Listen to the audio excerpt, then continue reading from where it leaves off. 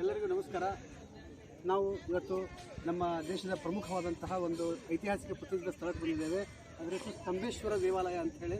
ಇದು ವಡೋದರ ಅಂದರೆ ಗುಜರಾತಿನ ವಡೋದರದಿಂದ ಸುಮಾರು 90 ಕಿಲೋಮೀಟರ್ ದೂರದಲ್ಲಿದೆ. ವಡೋದರದಿಂದ ನೀವು 3 ಸಲ ಬಸ್ ಕ್ಯಾಚ್ ಮಾಡಬೇಕಾಗುತ್ತೆ. ಮೊದಲನೇ ಬಸ್ಸು ವಡೋದರದಿಂದ ಜಂಬುಗೆ ಬರಬೇಕು, ಜಂಬುವಿಂದ ಕಾವಿಗೆ ಬರಬೇಕು, ಕಾವಿಯಿಂದ ಮತ್ತೆ ಕೊಂಬಾಯಿ ಅಂತ ಊರು, ಇದರ ಹೆಸರೇ ಕೊಂಬಾಯಿ ಅಂತ ಕರಿತೇವೆ.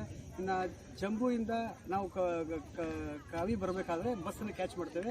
ಕಾವಿಯಿಂದ ಇಲ್ಲಿ ಬರೋಕ್ಕೆ ಆಟೋ ಇರ್ತದೆ. ಆಟೋದಿಂದ ಸುಮಾರು ಒಂದು 6 ಕಿಲೋಮೀಟರ್ ದೂರದಿಂದ ಬರ್ತದೆ. ಶೇರಿಂಗ್ ಆಟೋಸ್ ಕೂಡ ಸಿಗ್ತದೆ ಮತ್ತು ನೀವು ಪರ್ಸನಲ್ ಆಟೋ ಕೂಡ ಮಾಡ್ಬೋದಾಗತ್ತೆ.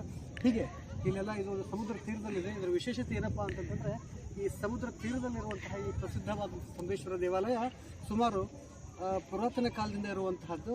ಸುಮಾರು ಈ ನಮ್ಮ ಶಿವನ ಮಗನಾದಂತಹ ಕಾರ್ತಿಕೇಯ ಪಾರ್ವತಿ ಜೊತೆಗೆ ಇದ್ದಂತಹ ಸ್ಥಳದಿಂದ ಇದನ್ನು ಪ್ರತಿಷ್ಠಾಪನೆ ಮಾಡಿದ ಅನ್ನುವಂಥ ಪ್ರತೀತಿ ಇದೆ. ಅದರೊಟ್ಟಿಗೆ ಇದನ್ನು ಹೇಳಬೇಕಪ್ಪ ಅಂತಂತಂದರೆ, ವಿಶೇಷತೆ ಅನ್ನುವಂಥದ್ದು ಏನಪ್ಪ ಅಂತಂತಂದರೆ, ಪ್ರತಿ ದಿವಸ ಈ ಸ್ತಂಭೇಶ್ವರ ದೇವಾಲಯ ಬೆಳಿಗ್ಗೆ ಸಮುದ್ರದಿಂದ ಓಪನ್ ಆಗ್ತದೆ ಮತ್ತು ಈವ್ನಿಂಗ್ ಅಂದರೆ ಸಂಜೆ ಹೊತ್ತಿಗೆ 5 ಗಂಟೆಗೆ ಸಮುದ್ರದ ನೀರು ಈ ಗುಡಿನ ಮುಚ್ಕೊಂಡ್ಬಿಡ್ತದೆ, ಈ ದೇವಾಲಯ ಮುಚ್ಕೊಂಡ್ಬಿಡ್ತದೆ. ವಿಶೇಷವಾಗಿ ಹುಣ್ಣಿಮೆ ಮತ್ತು ಅಮಾವಾಸ್ಯೆಗಳಲ್ಲಿ ಪ್ರತಿ ದಿವಸ ಮಧ್ಯಾಹ್ನ 3 ಗಂಟೆಗೆ ಮುಚ್ತಾ ಬರ್ತದೆ, ನೀರು ಮುಚ್ಕೊಂಡ್ಬಿಡ್ತದೆ. ಮತ್ತು ಆಮೇಲೆ ಪ್ರತಿ ದಿವಸ ಬೆಳಗ್ಗೆ ಮತ್ತೆ ಓಪನ್ ಆಗ್ತದೆ. ಇದು ಈ ದೇವಾಲಯದ ವಿಶಿಷ್ಟತೆ ಅಂತ ಹೇಳ್ಬೋದು. ಬನ್ನಿ ಒಳಗಡೆ ದೇವ್ರ ದರ್ಶನ ಮಾಡ್ಕೊಂಡು ಹೊರಗಡೆ ಬರೋಣ. ಇದು ಸ್ತಂಭೇಶ್ವರ ದೇವಾಲಯದ ಮಹಾದ್ವಾರ. ಇಲ್ಲಿಂದ ನಾವು ಎಂಟ್ರಿ ಹೋಗಬೇಕಾಗ್ತದೆ. ಹೋಗೋಕ್ಕಿಂತ ಮೊದಲು ಇವೆಲ್ಲ ಜನ ಇರ್ತಾರೆ, ಅವರು ಕಾಯಿ, ತ್ರಿದಳ ಮತ್ತು ಕಮಲದ ಹೂಗಳನ್ನು ಕೊಡ್ತಾರೆ. ನಿಮ್ಗೆ ಇಷ್ಟ ಇದ್ದರೆ ನೀವು ತೊಗೊಂಡು ಹೋಗ್ಬೋದು. ಹೊರಗಡೆ ಹೋಗಿ ದರ್ಶನ ತೊಗೊಂಡು ಬರೋಣ. ದೇವಸ್ಥಾನದ ಎಂಟ್ರಿ ಈ ರೀತಿಯಿಂದ ಹೋಗ್ಬೋದು.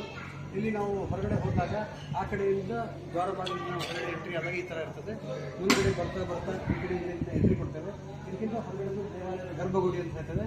ಇಲ್ಲಿ ನಂದಿ ವಿಗ್ರಹವನ್ನು ಮಾಡಿದ್ದಾರೆ. ಇಲ್ಲಿ ನಾವು ಶಿವನ ದರ್ಶನ ಮಾಡ್ಕೊಂಡು ಬಂದು ನಂತರ ನಂದಿಯ ದರ್ಶನವನ್ನು ಮಾಡೋಣ. ನಮ್ಮ ಸ್ತಂಭೇಶ್ವರ ದೇವಾಲಯದ ಗರ್ಭಗುಡಿ ಅಂತ ಕರೀಬೋದು.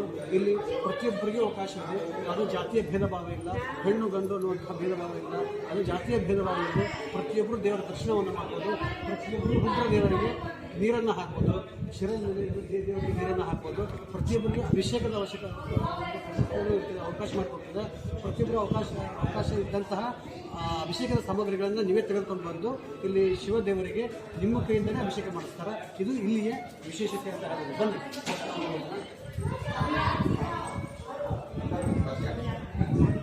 ಇದು ಶಿವದೇವರ ಒಂದು ಮೂಲ ವಿಗ್ರಹ ಸ್ತಂಭೇಶ್ವರ ದೇವರು ಅಂತೇಳಿ.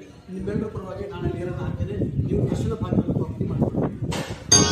ಸ್ವಯಂ ಯಃ ಪ್ರಭಾತೆ ನಖಶೂಲಪಾಣೆ ಪಠೇ ಸ್ತೋತ್ರರತ್ನಂ ವಿಹ ಪ್ರಾಪ್ಯ ರತ್ನಂ ಸುಪುತ್ರಂ ಸುಧಾನ್ಯಂ ಸುಮಿತ್ರಂ ಕಳತ್ರಂ ವಿಚಿತ್ರೈ ಸಮಾರಾಧ್ಯ ಮೋಕ್ಷಂ ಪ್ರಯಾತಿ.